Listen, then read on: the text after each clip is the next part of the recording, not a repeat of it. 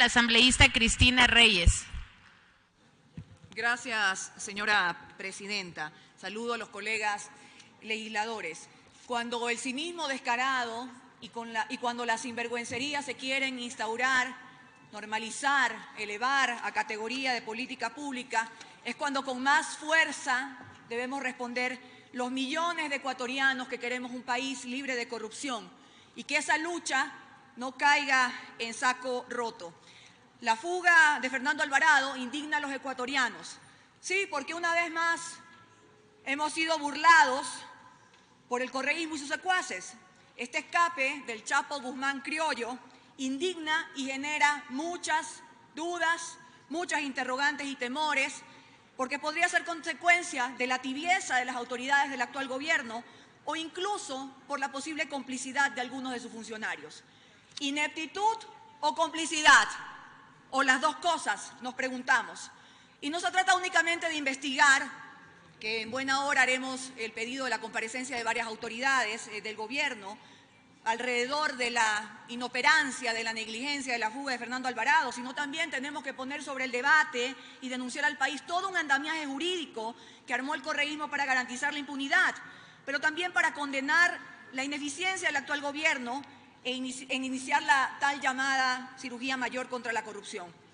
Se anuncian algunas medidas como la gran cosa, como es solicitar la prohibición de salida del país para algunos vinculados a la corrupción. Señores, pero si Fernando Alvarado, con prohibición de salida del país y con esos aparatejos chinos en el tobillo, en la canilla, igual se fugó. Y eso no es garantía de que otros funcionarios del correísmo que hoy están siendo investigados puedan volverse a escapar porque sus vínculos con el poder aún persisten. Mientras ustedes y yo estamos hablando y debatiendo sobre esta resolución del tema Alvarado, ¿quién más podría estar planeando un escape? Urgen medidas preventivas, no únicamente anuncios como el que acaba de hacer la Fiscalía, que más bien podría alertar a nuevos y posibles prófugos para que hagan lo mismo.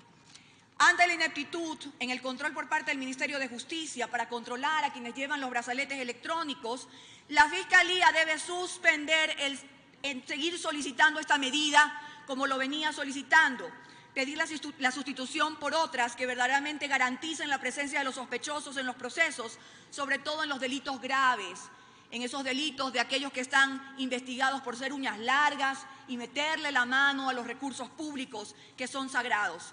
¿Desde cuándo se sabía que estos brazaletes no funcionaban correctamente y aún así solicitaron una medida tan floja para el señor Alvarado?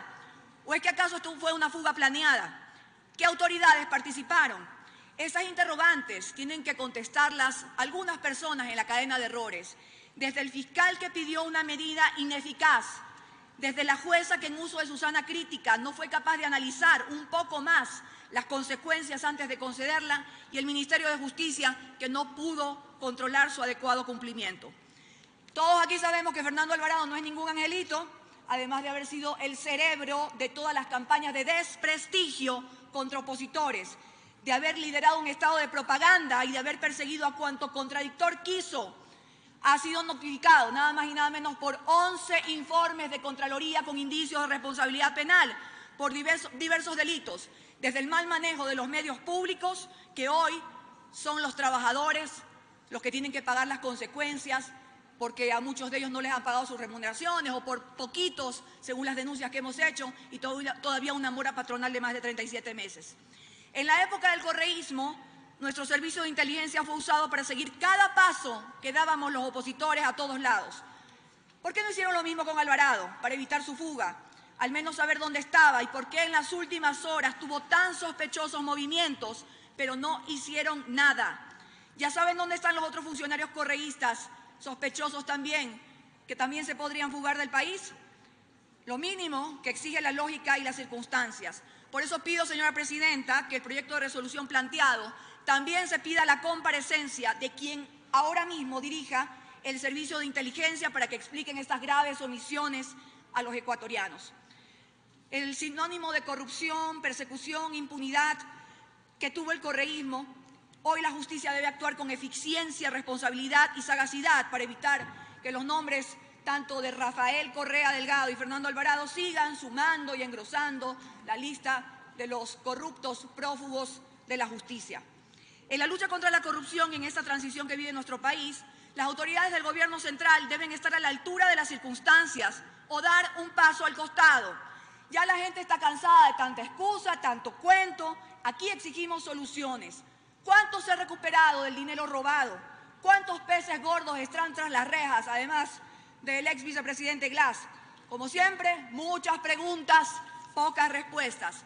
En conclusión, para cerrar esta corta intervención, señora presidenta, las autoridades del actual gobierno o son, evidentemente o claramente, ineptos en sus funciones o son cómplices.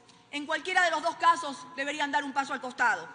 Las medidas cautelares que se dispongan en los casos en los que está en juego el dinero de los ecuatorianos, es decir, personas que están investigadas por delitos contra la administración pública, estas medidas deben ser contundentes para evitar posibles fugas de estos pícaros que se burlan de los ecuatorianos. No se puede continuar entregando como medida la colocación de estos aparatejos que ya sabemos no sirven para nada y que dejan a las autoridades en entredicho y a un Chapo Guzmán criollo riéndose cínicamente de los ecuatorianos. Gracias, señora presidenta. Gracias. Tiene la palabra el asambleísta Amapola Naranjo.